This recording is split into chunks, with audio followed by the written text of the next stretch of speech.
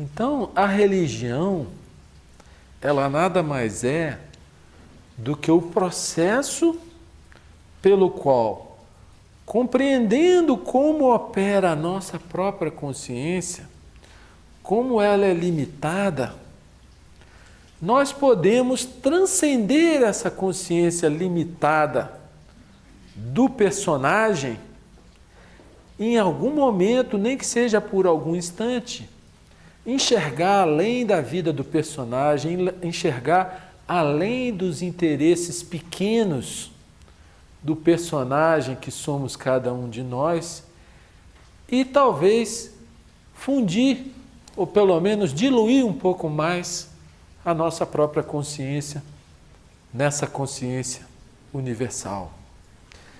Então, nesse tipo de tema, a gente acaba vendo que religiosidade e autoconhecimento são inseparáveis. Por que são inseparáveis? O que é o autoconhecimento? O autoconhecimento a gente pode equivocadamente pensar que é a acumulação de informações sobre nós mesmos. Não é nada disso. Porque a memória que cada ser humano tem, ela tem uma função muito importante para muitas coisas práticas. Sem ela, a nossa vida civilizada seria quase que impossível. A gente não saberia o nome das pessoas, não saberia onde mora, não é? Para muitas coisas práticas, a memória, a capacidade de pensar e a memória fazem do ser humano um ser humano diferente dos animais. O homem é um animal racional, ele não é apenas um animal, é um animal dotado de inteligência. Né? Muito bem. Autoconhecimento não é acumulação de informações sobre si mesmo na memória. Autoconhecimento é um processo também infinito de percepção de como opera a consciência. E quanto mais a gente observa a nós mesmos, observa emoções, observa desejos, observa pensamentos, observa as mais diversas energias que fluem na nossa própria consciência, influenciadas por outros ou produzidas por nós mesmos. Quanto mais a gente observa o que se passa na consciência, mais a gente vai percebendo que o espaço interno do ser humano é um espaço infinito. E o que faz com que a nossa consciência ordinária, a nossa vida comum, seja uma vida finita, estreita, é porque os nossos pensamentos sempre giram em torno de nós mesmos, do personagem. Tem que fazer aquilo, preciso comprar aquilo, vou telefonar para fulano. Nossa mente, nosso pensamento, ele funciona sempre em razão das coisas que esse personagem precisa fazer nesse mundo, né? E sempre também em função de como ele vai viver de uma maneira mais agradável, mais prazerosa, evitando todas aquelas coisas que são incômodas, desprazerosas ou até mesmo dolorosas.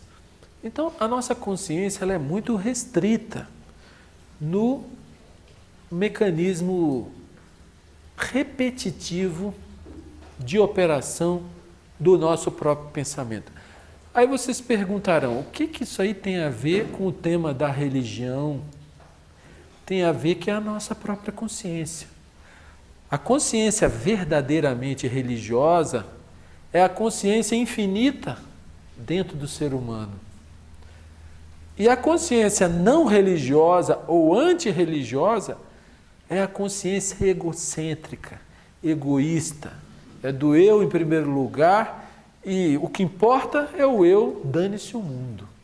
Então vocês estão vendo que a nossa própria consciência ela pode operar de uma maneira egocêntrica, a gente se sentindo separado dos outros, do mundo, da natureza ou do universo, como a gente pode também, esquecendo um pouco da vida do personagem, dos seus interesses, não é? Se abrir para um outro tipo de consciência. Na chave para a teosofia, a Blavatsky fala, nesse tema que nós estamos tratando, ela diz o seguinte: o infinito não pode ser conhecido pelo finito, ou seja, percebido pelo eu finito, mas que a essência divina podia ser comunicada ao eu superior espiritual em um estado de êxtase. Aí, qual seria a explicação para o que ela está chamando aqui de estado de êxtase? Aí ela diz: o verdadeiro êxtase foi definido por Plotino como a liberação da mente de sua consciência finita, tornando-se una e identificada com o infinito. Isso pode parecer uma coisa muito abstrata, mas não é. Eu acho que a nossa obrigação aqui é tentar abordar esse tema de uma maneira simples. Mas se nós não estivermos observando como opera a nossa própria consciência, isso aqui vão ser só palavras até um tanto quanto sem sentido. Esse negócio de finito, infinito, a gente se perde. Agora, se a gente consegue perceber, a nossa consciência ela é finita, ela é estreita, porque a gente vive apenas em função dos interesses, gostos e desgostos da pessoa que somos, ou seja, do personagem transitório. Na medida que a nossa consciência está totalmente absorvida nisso, essa consciência finita ela não é capaz de perceber o infinito, como disse Blavatsky. Agora, na medida que observando a nós mesmos, observando emoções, observando pensamentos, nós somos capazes de perceber a própria limitação desses interesses nos quais a gente coloca todas as nossas fichas, mas através de uma compreensão de que há algo que transcende esses interesses menores, você pode entrar em estado de comunhão. Comunhão com pessoas, comunhão com a natureza. Como é que acontece essa comunhão? Quando a pessoa, por um instante, ela esquece de pensar em si mesma, esquece de ficar julgando, avaliando, concluindo, quando ela se esvazia de pensamentos e ela tem ouvidos para ouvir, seja o barulho da chuva, seja o que se fala, com a mente completamente vazia, nesse estado de vazio é possível a comunhão, e a comunhão é um estado de união. Então, a gente pode experimentar isso na nossa própria vida, não só numa reunião como essa, mas na natureza, na hora que você senta debaixo de uma árvore para ver uma paisagem. Se você é capaz de se perceber, perceber o barulho interminável do pensamento e olhar para ele e dizer assim, tudo bem, só um minutinho, por favor, e olhar para aquela paisagem maravilhosa, você entra em comunhão com a natureza, exatamente nesse estado de silêncio interior, que ele não pode ser forçado, ele não pode ser produzido pelo desejo criado pelo próprio pensamento, mas é a própria consciência percebendo que o pensamento é uma mera ferramenta e não a maior forma de inteligência dentro de nós, ele pode, em algum momento, deixar o pensamento quieto para experimentar um pouco dessa inteligência viva que existe dentro de cada um de nós. Quando a consciência se liberta, num único instante apenas, não importa se esse instante dura 1 segundo, ou 10, ou 1 minuto, ou 1 hora, ou a vida inteira, porque os seres verdadeiramente iluminados, eles vivem nesse estado de consciência em que a sabedoria jorra de dentro deles, mas eles estão em permanente paz, em permanente silêncio. Eles vivem no presente em toda a sua plenitude. Enquanto nós não vivemos no presente em sua plenitude, porque a gente está sempre preocupado com o que a gente vai ter que fazer depois, ou com o que a gente fez ontem, que a gente gostaria que fosse de um jeito ou de outro. Em síntese, o nosso pensamento, rebuscando o passado e tentando modelar o futuro, ele está sempre nos roubando da sacralidade do presente. E quando o homem aprende que o pensamento tem o seu lugar na vida, mas quando não é a hora dele funcionar para as coisas práticas, ele deve estar quieto, ele experimenta essa outra dimensão da consciência em que ele é a própria inteligência, ele é a própria plenitude no momento presente. E assim viveu o Buda, assim viveu Cristo, assim viveram todos esses seres iluminados. E vocês vão ver que além desses seres serem expressão de sabedoria, eles também são expressão de amor, porque o amor é a essência da religião. Porque só o amor une e só o egoísmo separa. Vocês veem que Cristo falou: amai aos vossos inimigos, bendizei os que vos maldizem. E ele não apenas falou, mas como ele viveu dessa maneira, tanto que na hora que ele estava sendo assassinado, ele disse: Senhor, perdoai-os, eles não sabem o que fazem. 600 anos antes, Buda disse: sê como o sândalo que perfuma o machado que o fere. É a mesmíssima mensagem de amor que vem dentro da pessoa e que se expressa em palavras diferentes. Mas por que o amor é a essência da religião, assim como a sabedoria que é dele inseparável? Porque o amor significa união. Quando há comunhão, quando há afeição, seja entre pessoas, seja entre a pessoa e a natureza, uma árvore, um animal, né?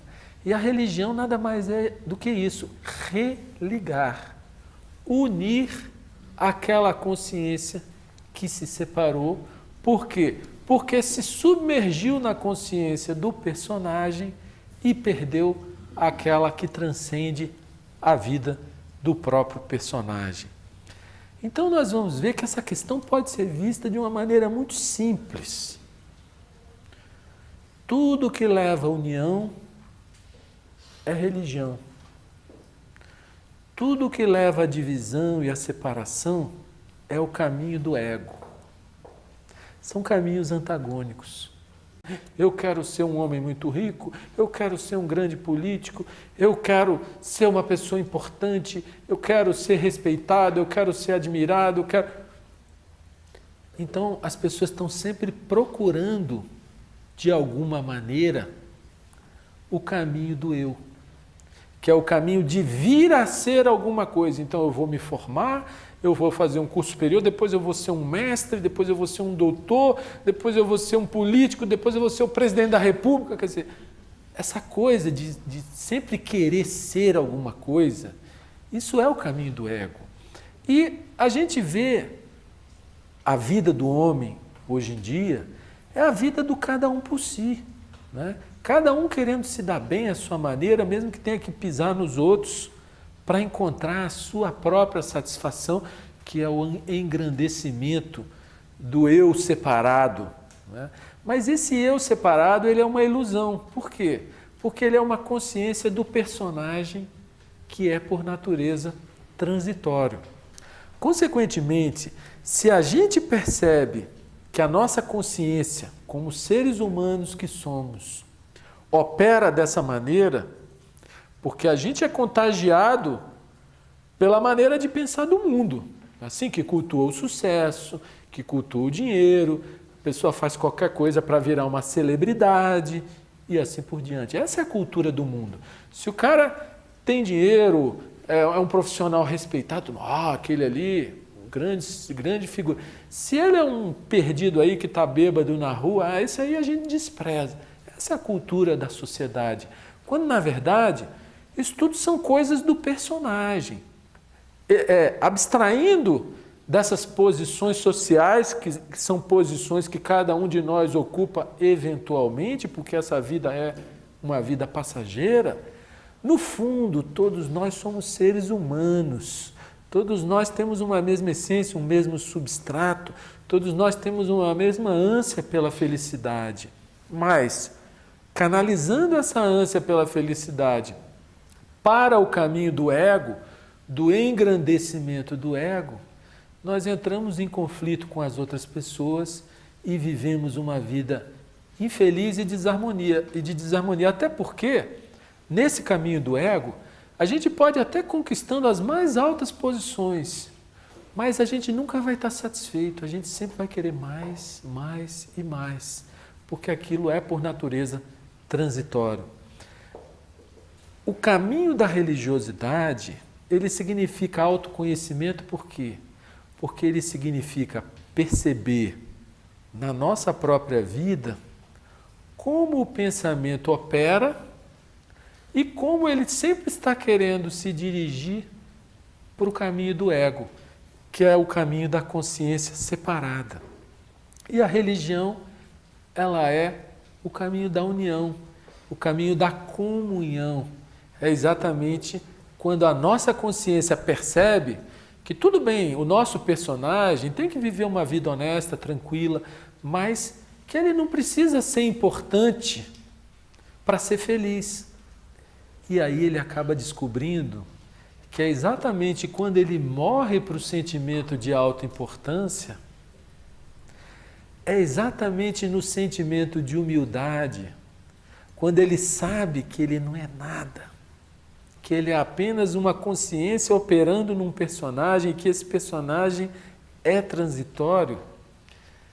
Ao perceber isso e ao morrer para esse sentimento de autoimportância, de autopreocupação, de eu isso, de vaidade, de querer aparecer alguma coisa, né? Ao perceber o quanto isso é fútil, é pequeno e é transitório mesmo, é uma coisa fugaz, né? Nesse estado de humildade, ele se abre para uma vida completamente diferente. Então vocês vão ver que sabedoria, religião e humildade são coisas totalmente interligadas. Por quê? Porque a ausência da humildade é o quê? É a presunção, é a arrogância. Eu sei, eu faço, eu aconteço, eu sei mais do que os outros. Isso é arrogância, isso é uma presunção do ego. E quem acha que sabe, está preso na consciência finita, que é a consciência do personagem e do ego. Aquele que realmente sabe, ele sabe que nada sabe. Ele sabe que o pouco que ele é capaz de perceber da vida e do universo é um pingo d'água nesse oceano infinito. E que o caminho da espiritualidade é um eterno desbravar desse mundo da consciência e do universo infinito, né? Mas que esse outro sentimento de autoimportância, eu sou isso, eu sou aquilo, é uma coisa estreita, passageira e que só mostra que ele está travado na sua própria autoimagem, porque o eu, na verdade, é uma imagem que a pessoa fez dela mesma, né? Na memória dela, ela criou uma imagem que é associada ao rosto que ela vê no espelho, ao nome que ela acha que construiu, as coisas que ela acumulou, enfim, o mundinho finito da própria pessoa.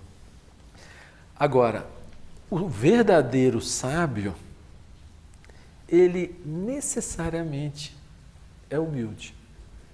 Exatamente porque ele sabe que nada sabe. E dizem que o sábio está sempre aprendendo.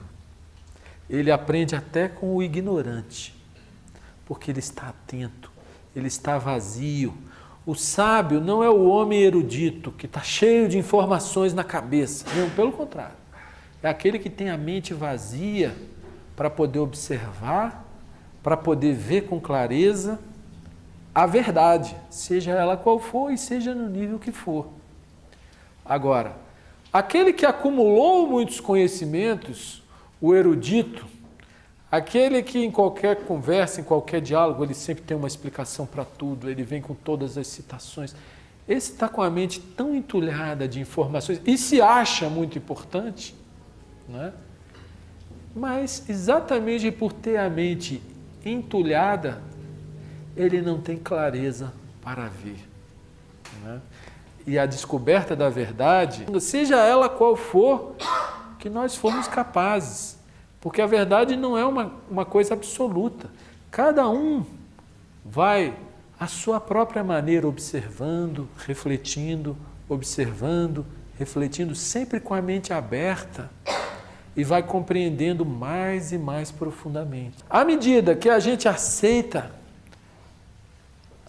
a verdade do livro ou mesmo das igrejas, a gente adota dogmas e diz, não, isso é verdade. E pronto, ali já não há mais investigação, já não há mais exploração, já não há mais o ver a coisa por si mesmo. Então, não sei se vocês estão conseguindo perceber que toda essa questão de religiosidade ou não, ela tem a ver com as nossas próprias consciências. Como opera a nossa mente, como a gente se volta sempre para as coisas limitadas, finitas, mas que há no fundo de cada um uma ânsia pelo infinito, não é?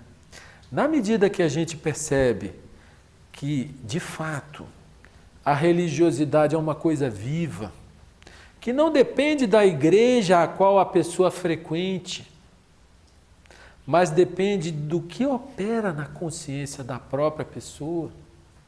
Sempre que essa consciência estiver voltada para o finito, para os interesses do personagem e para o egoísmo, ela estará distanciada dessa consciência maior que permeia todas as coisas, que uns podem chamar de Deus, outros de absoluto, de eterno, de consciência cósmica, de uno, não é? Então, religião para mim, ao mesmo tempo é uma coisa difícil e ao mesmo tempo é uma coisa simples. Por que é difícil? Porque a nossa consciência ela muda numa velocidade muito grande. Em certos momentos a gente tem uma clareza absoluta, a gente vê as coisas assim com a maior clareza. Em outros momentos aparecem desejos, aparecem conclusões, ideias antigas, dogmas, crenças mesmo, que de alguma forma levam a consciência para caminhos em que ela perde essa clareza de percepção. Então, cada um de nós é um vórtice de energia, tanto de energias sutis quanto de energias densas. Então, no momento em que o seu espaço interno está em silêncio, está em paz, você é capaz de perceber e compreender melhor a vida, as relações, se abrir para essa consciência infinita.